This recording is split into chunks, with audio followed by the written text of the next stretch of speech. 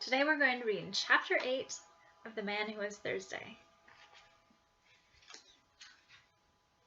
Chapter 8, The Professor Explains. When Gabriel Syme found himself finally established in a chair, and opposite to him, fixed and final also, the lifted eyebrows and leaden eyelids of the professor, his fears fully returned. This incomprehensible man from the fierce council, after all, had certainly pursued him. If the man had one character as a paralytic and another character as a pursuer, the antithesis might make him more interesting, but scarcely more soothing. It would be a very small comfort that he could not find the professor out if by some serious accident the professor should find him out. He emptied a whole pewter pot of ale before the professor had touched his mouth. One possibility, however, kept him hopeful and yet helpless. It was just possible that this escapade signified something other than even a slight suspicion of him. Perhaps it was some regular form or sign. Perhaps the foolish scamper was some sort of friendly signal that he ought to have understood. Perhaps it was a ritual.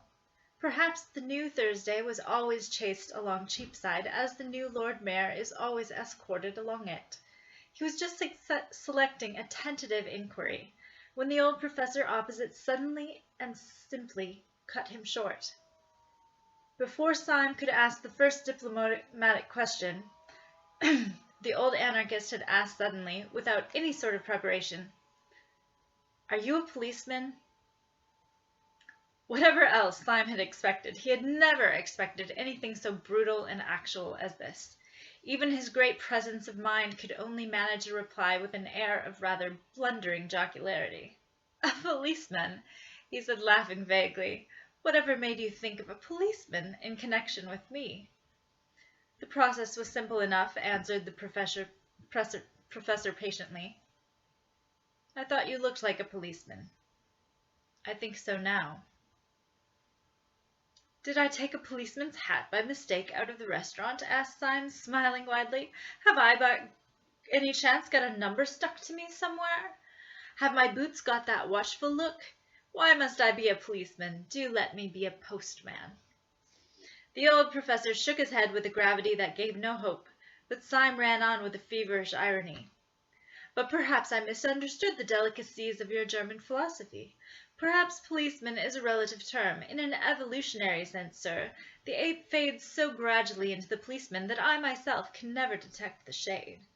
The monkey is only the policeman that may be. Perhaps a maiden lady on Clapham Common is only the policeman that might have been. I don't mind being the policeman that might have been. I don't mind being anything in German thought." "Are you in the police service?" said the old man, ignoring all Syme's improvised and desperate raillery. "Are you a detective?"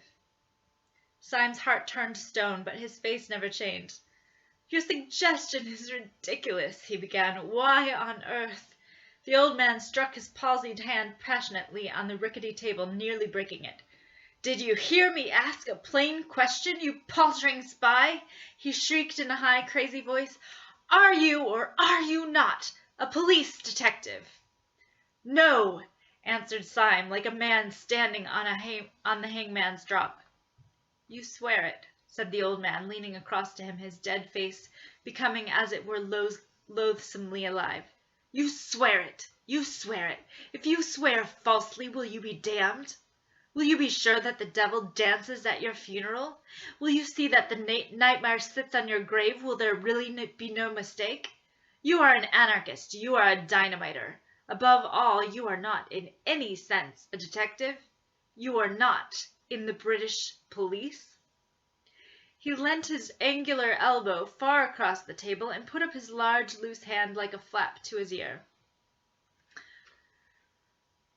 "I am not in the British police," said Syme with insane calm. Professor de Worms fell back in his chair with a curious air of kindly collapse. "That's a pity," he said, "because I am." Syme sprang up straight, sending back the bench behind him with a crash. "Because you are what?" he said thickly. "You are what?" I am a policeman, said the professor with his first broad smile and beaming through his spectacles. But as you think a policeman only a relative term, of course I have nothing to do with you. I am in the British police force, but as you tell me you are not in the British police force, I can only say that I met you in a dynamiters club. I suppose I ought to arrest you. And with these words he laid on the table before Syme an exact facsimile of the blue card which Syme had in his own waistcoat pocket, the symbol of his power from the police. Syme had for a flash the sensation that the cosmos had turned exactly upside down, that all the trees were growing downwards and that all the stars were under his feet. Then came the opposite conviction. For the last 24 hours the cosmos had really been upside down, but now the capsized universe had come right side up again. The devil from whom he had been fleeing all day was only an elder brother of his own house, who on the other side of the table lay back and laughed at him. He did not for the moment ask any questions of detail. He only knew the happy and silly fact that this shadow, which had pursued him with an intolerable oppression of peril, was only the shadow of a friend trying to catch him up. He knew simultaneously that he was a fool and a free man. For with any recovery from morbidity there must go a certain healthy humiliation. There comes a certain point, in such conditions, when only three things are possible. First, a perpetuation of satanic pride, secondly, tears, and third, laughter. Syme's egotism held hard to the first course for a few seconds, then suddenly adopted the third. Taking his own blue police ticket from his own waistcoat pocket, he tossed it on the table, then he flung his head back until his spike of yellow beard almost pointed at the ceiling, and shouted with a barbaric laughter. Even in that close den, perpetually filled with the din of knives, plates, cans, clamorous voices, sudden struggles, and stampedes, there was something Homeric in Syme's mirth which made many half-drunken men look round. "What are you laughing at, governor?" asked one wandering labourer from the docks. "At myself," answered Syme, and went off again into the agony of his ecstatic reaction. "Pull yourself together," said the professor, "or you'll get hysterical. Have some more beer. I'll join you." "You haven't drunk your milk," said Syme. "My milk," said the other, in tones of withering and unfathomable contempt. "My milk. Do you think I'd look at the beastly stuff when I'm out of sight of the bloody anarchists? We're all Christians in this room, though perhaps," he added, glancing around at the reeling crowd, "not strict ones." "Finish my milk? Great blazes, yes, I'll finish it right enough," and he knocked the tumbler off the table, making a crash of glass and a splash of silver fluid. Syme was staring at him with a happy curiosity. "I understand now," he cried. "Of course, you're not an old man at all." "I can't take my face off here," replied Professor de Worms. "It's rather an elaborate make-up. As to whether I'm an old man, that's not for me to say. I was 38 last birthday." "Yes, but I mean," said Syme impatiently, "there's nothing the matter with you." "Yes," answered the other dispassionately. "I am subject to colds." Syme's laughter at all this had a wild weakness of relief. He laughed at the idea of the paralytic professor being really a young actor dressed up as if for the footlights, but he felt that he would have laughed as loudly if a pepper pot had fallen over. The false professor drank and wiped his false beard. "Did you know," he asked, "that the man Gogol was one of us?" No, I didn't know it," answered Syme in surprise. "But didn't you?" "I knew no more than the dead," replied the man who called himself de Worms. "I thought the president was talking about me, and I rattled in my boots." "And I thought he was talking about me," said Syme, with his rather reckless laughter. "I had my hand on my revolver the whole time." "So had I," said the professor grimly. "So had Gogol, evidently." Syme struck the table with an exclamation. "Why, there were 3 of us there!" he cried. 3 out of 7 is a fighting number. If only we had known that we were 3. The face of Professor de Worms darkened, and he did not look up. "We were 3, you said. If we had been 300, we could still have done nothing." "Not if we were 300 against 4?" asked Syme, jeering rather boisterously. "No," said the professor with sobriety. Not if we were 300 against Sunday. And the mere name struck Syme cold and serious. His laughter had died in his heart before it could die on his lips. The face of the unforgettable president sprang into his mind as startling as a colored photograph, and he remarked this difference between Sunday and all his satellites, that their faces, however fierce or sinister, became gradually blurred by memory like other human faces, whereas Sunday's seemed almost to grow more actual during absence, as if a man's painted portrait should slowly come alive. They were both silent for a measure of moments, and then Syme's speech came with a rush, like the sudden foaming of champagne. "Professor," he cried, "it is intolerable! Are you afraid of this man?" The professor lifted his heavy lids and gazed at Syme with large, wide-open blue eyes of an almost ethereal honesty. "Yes, I am," he said mildly. "So are you." Syme was dumb for an instant. Then he rose to his feet erect, like an insulted man, and thrust the chair away from him. "Yes," he said in a voice indescribable, "you are right. I am afraid of him. Therefore I swear by God that I will seek out this man whom I fear, until I find him, and I will strike him on the mouth. If heaven were his throne and the earth his footstool, I swear that I would pull him down." "How?" asked the professor. "Why?" "Because I am afraid of him," said Syme, "and no man should leave in the universe anything of which he is afraid." De Worms blinked at him with a sort of blind wonder. He made an effort to speak, but Syme went on in a low voice, but with an undercurrent of inhuman exaltation. "Who would condescend to strike down the mere things that he does not fear? Who would debase himself to be merely brave like any common prize-fighter? Who would stoop to be fearless like a tree? Fight the thing that you fear.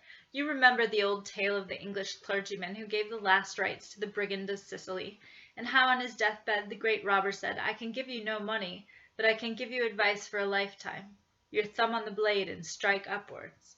So I say to you, strike upwards if you strike at the stars." The other looked at the ceiling, one of the tricks of his pose. "Sunday is a fixed star," he said. "You shall see him a falling star," said Syme, and put on his hat. The decision of his gesture drew the professor vaguely to his feet. "Have you any idea," he asked with a sort of benevolent bewilderment, "exactly where you are going?" "Yes," replied Syme shortly, "I am going to prevent this bomb being thrown in Paris."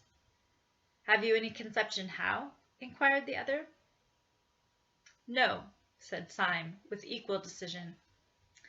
"You remember, of course," resumed the soi-disant De Worms, pulling his beard and looking out of the window, "that when we broke up rather hurriedly the whole arrangements for the atrocity were left in the private hands of the Marquis and Dr. Bull. The Marquis is by this time probably crossing the Channel. But where he will go and what he will do, it is doubtful whether even the President knows. Certainly we don't. The only man who does know is Dr. Bull." "Confound it!" cried Syme, "we don't know where he is." "Yes," said the other in his curious absent-minded way. "I know where he is myself." "Will you tell me?" asked Syme with eager eyes. "I will take you there," said the professor, and took down his own hat from a peg. Syme stood looking at him with a sort of rigid excitement. "What do you mean?" he asked sharply. "Will you join me? Will you take the risk?" "Young man," said the professor pleasantly, "I am amused to observe that you think I am a coward. As to that I will say only one word, and that shall be entirely in the manner of your own philosophical rhetoric. You think that it is possible to pull down the President. I know that it is impossible, and I am going to try it." And opening the tavern door, which let in a blast of bitter air, they went out together into the dark streets by the docks. Most of the snow was melted or trampled to mud, but here and there a cloud of it still showed gray rather than white in the gloom. The small streets were sloppy and full of pools which reflected the flaming lamps irregularly, and by accident, like fragments of some other and fallen world. Syme felt almost dazed as he stepped through this growing confusion of lights and shadows, but his companion walked on with a certain briskness towards where, at the end of the street, an inch or two of the lamplit river looked like a bar of flame. "Where are you going?" Syme inquired. "Just now," answered the professor, "I am going round the corner to see whether Dr. Bull has gone to bed. He is hygienic and retires early." "Dr. Bull!" exclaimed Syme. "Does he live round the corner?" "No," answered his friend. "As a matter of fact, he lives some way off on the other side of the river, but we can tell from here whether he has gone to bed." Turning the corner as he spoke and facing the dim river flecked with a flame, he pointed with his stick to the other bank. On the Surrey side at the point there ran into the Thames, seeming almost to overhang it, a bulking cluster of those tall tenements dotted with lighted windows, and rising like factory chimneys to an almost insane height. Their special poise and position made one block of buildings especially look like a Tower of Babel with 100 eyes. Syme had never seen any of the skyscraping buildings in America, so he could only think of the buildings in a dream. Even as he stared, the highest light in this innumerably lighted turret abruptly went out, as if this black Argus had winked at him with one of his innumerable eyes. Professor de Worms swung round on his heel and struck his stick against his boot. "We are too late," he said. "The hygienic doctor has gone to bed." "What do you mean?" asked Syme. "Does he live over there, then?" "Yes," said de Worms, "behind that particular window which you can't see. Come along and get some dinner. We must call on him tomorrow morning." Without further parley he led the way through several byways until they came out into the flame and clamour of the East India Dock Road. The professor, who seemed to know his way about the neighbourhood, proceeded to a place where the line of lighted shops fell back into a sort of abrupt twilight and quiet, in which an old white inn, all out of repair, stood back some 20 feet from the road.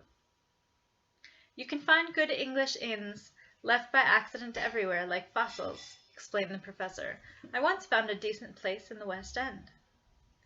"I suppose," said Syme, smiling, "that this is the corresponding decent place in the East End?" "It is," said the professor reverently, and went in. In that place they dined and slept, both very thoroughly. The beans and bacon which these unaccountable people cooked well, the astonishing emergence of Burgundy from their cellars, crowned with Syme's sense of a new comradeship and comfort.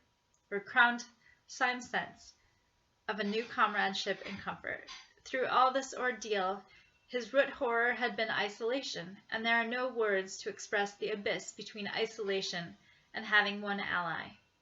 It may be conceded to the magicians that 4 is twice 2. But 2 is not twice 1. 2 is 2,000 times 1. That is why, in spite of 100 disadvantages, the world will always return to monogamy. Syme was able to pour out, for the first time, the whole of his outrageous tale, from the time when Gregory had taken him to the little tavern by the river. He did it idly and amply in a luxuriant monologue, as a man speaks with very old friends. On his side, also, the man who had impersonated Professor de Worms was not less communicative. His own story was almost as silly as Syme's. "That's a good get-out of yours," said Syme, draining a glass of Macon. "A lot better than old Gogol's. Even at the start I thought he was a bit too hairy." "A difference of artistic theory," replied the professor pensively. "Gogol was an idealist. He made up as the abstract or Platonic ideal of an anarchist. But I am a realist. I am a portrait painter. But indeed to say that I am a portrait painter is an inadequate expression. I am a portrait." "I don't understand you," said Syme. "I am a portrait," replied the professor. "I am a portrait of the celebrated Professor de Worms, who is, I believe, in Naples." "You mean you are made up like him," said Syme. "But doesn't he know that you are taking his nose in vain?" "He knows it right enough," replied his friend cheerfully. "Then why doesn't he denounce you?" "I have denounced him," answered the professor. "Do explain yourself," said Syme. "With pleasure, if you don't mind hearing my story," replied the eminent foreign philosopher. "I am by profession an actor, and my name is Wilkes. When I was on the stage I mixed with all sorts of bohemian and blackguard company. Sometimes I touched the edge of the turf, sometimes the riff-raff of the arts, and occasionally the political refugee.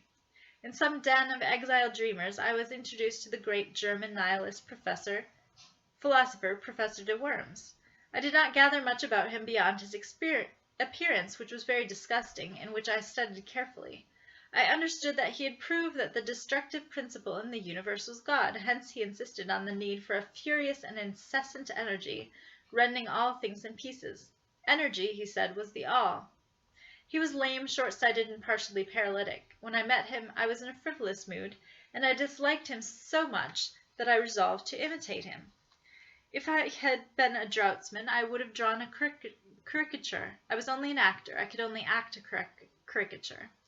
I made myself up into what was meant for a wild exaggeration of the old professor's dirty old self. When I went into the room full of his supporters, I expected to be received with a roar of laughter, or, if they were too far gone, with a roar of indignation at the insult. I cannot describe the surprise I felt when my entrance was received with a respectful silence, followed, when I had first opened my lips, with a murmur of admiration. The curse of the perfect artist had fallen upon me. I had been too subtle. I had been too true. They thought I really was the great nihilist professor. I was a healthy-minded young man at the time, and I confess that it was a blow. Before I could fully recover, however, 2 or 3 of those admirers ran up to me radiating indignation, and told me that a public insult had been put upon me in the next room. I inquired its nature. It seemed that an impertinent fellow had dressed himself up as a preposterous parody of myself. I had drunk more champagne than was good for me, and in a flash of folly I decided to see the situation through. Consequently, it was to meet the glare of the company and my own lifted eyebrows and freezing eyes that the real professor came into the room. I need hardly say there was a collision. The pessimists all round me looked anxiously from one professor to the other to see which was really the more feeble. But I won. An old man in poor health like my rival could not be expected to be so impressively feeble as a young actor in the prime of life. You see, he really had paralysis and was working within this definite limitation. He couldn't be so jolly paralytic as I was. Then he tried to blast my claims intellectually. I countered that by a very simple dodge. Whenever he said something that nobody could understand, I replied with something which I could not even understand myself. I don't fancy, he said, that you could have worked out the principle that evolution is only negation, since there inheres in it the introduction of lacunae, which are an essential of differentiation. I replied quite scornfully, you read all that up in Pinckwerts. The notion that involution functioned eugenically was exposed long ago by Glump. It is unnecessary for me to say that there were never such people as Pinckwerts and Glump, but the people all round, rather to my surprise, seemed to remember them quite well, and the professor, finding that the learned and mysterious method left him rather at the mercy of an enemy slightly deficient in scruples, fell back upon a more popular form of wit. I see, he sneered, you prevail like the false pig in Aesop. And you fail, I answered smiling, like the hedgehog in Montaigne. Need I say that there is no hedgehog in Montaigne? Your claptrap comes off, he said. So would your beard. I had no intelligent answer to this, which was quite true and rather witty. But I laughed heartily, answered, like the Pantheist's boots, and at random turned on my heel with all the honors of victory. The real professor was thrown out, but not without violence, though one man tried very patiently to pull off his nose. He is now, I believe, received everywhere in Europe as a delightful impostor. His apparent earnestness and anger, you see, make him all the more entertaining. Well, said Syme, I can understand your putting on his dirty old beard for a night's practical joke, but I don't understand your never taking it off again. That is the rest of the story, said the impersonator.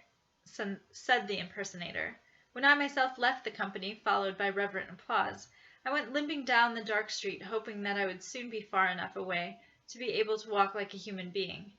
To my astonishment, as I was turning the corner, I felt a touch on the shoulder, and turning, found myself under the shadow of an enormous policeman. He told me I was wanted. I struck a sort of paralytic attitude, and cried in a high German accent, Yes, I am wanted, by the oppressed of the world. You are arresting me on the charge of being the great anarchist, Professor de Worms. The policeman impassively consulted a paper in his hand. No, sir, he said civilly, at least not exactly, sir. I'm arresting you on the charge of not being the celebrated anarchist, Professor de Worms." This charge, if it was criminal at all, was certainly the lighter of the two, and I went along with the man, doubtful, but not greatly dismayed. I was shown into a number of rooms and eventually into the presence of a police officer, who explained that a serious campaign had been opened against the centers of anarchy, and this, my successful masquerade, might be of considerable value to the public safety. He offered me a good salary and this little blue card. Though our conversation was short, he struck me as a man of very massive common sense and humor. But I cannot tell you much about him personally because... Syme laid down his knife and fork. "I know," he said, "because you talked to him in a dark room." Professor de Worms nodded and drained his glass.